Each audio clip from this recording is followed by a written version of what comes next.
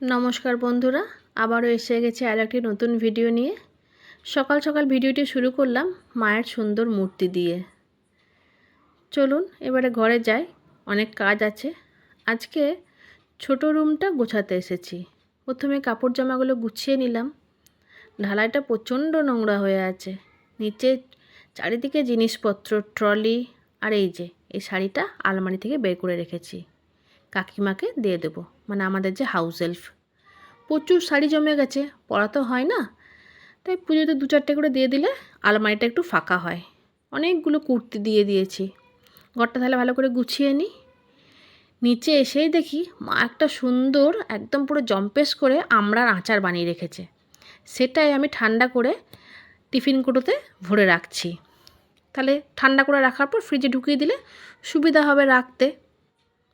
দেখতে যা লোভনীয় লাগছে না, খেতেও তেমনি কিন্তু টেস্টি হয়েছে।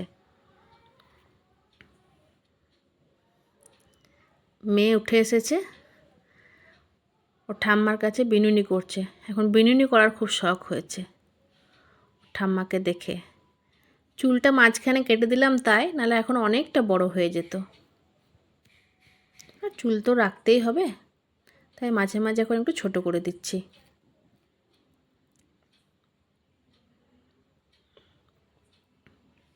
সন্ধেবেলায় ওর এক বান্ধবী এসেছে, তার সাথে খেলা করছে।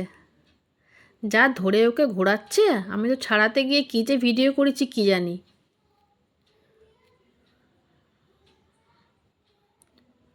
আমাদেরই পাড়াতে থাকে, একসাথে ডান্স ক্লাস যায়। ওই যে ওর মা দাঁড়িয়ে আছে।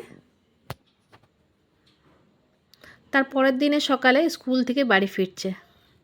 দেখুন না, ভাব কত, একবারে কাঁধে হাত দিয়ে বাড়ি ফিরছে।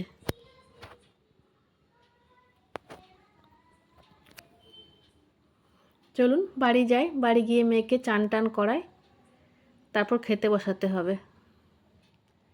এটা হলো আমড়ার চাটনি, ওটা তো আচার ছিল, আর এটা প্রত্যেক দিনকার খাবার জন্য মা চাটনিটা বানিয়েছে।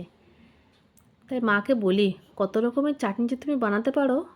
আমের চাটনিও দারুণ বানায়, চাটনি, আচার।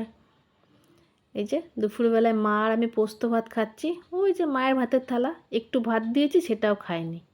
আর ওরা বাবা আর মেয়েতে কিন্তু বিরিয়ানি খাচ্ছে।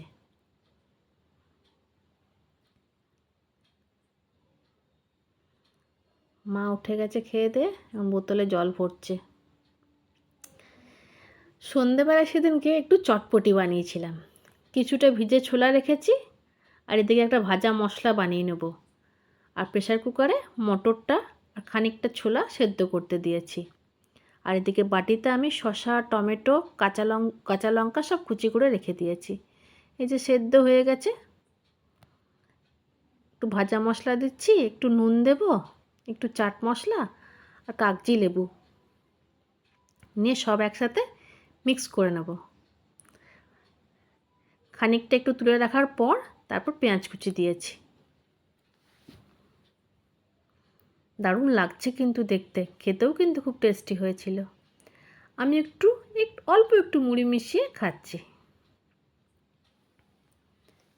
এই যে মেয়ে খেলতে বসেছে সন্ধেবেলায়, পড়তে বসাবো বলেছি বলে মুখটা ওলঝুড়ি হয়ে আছে।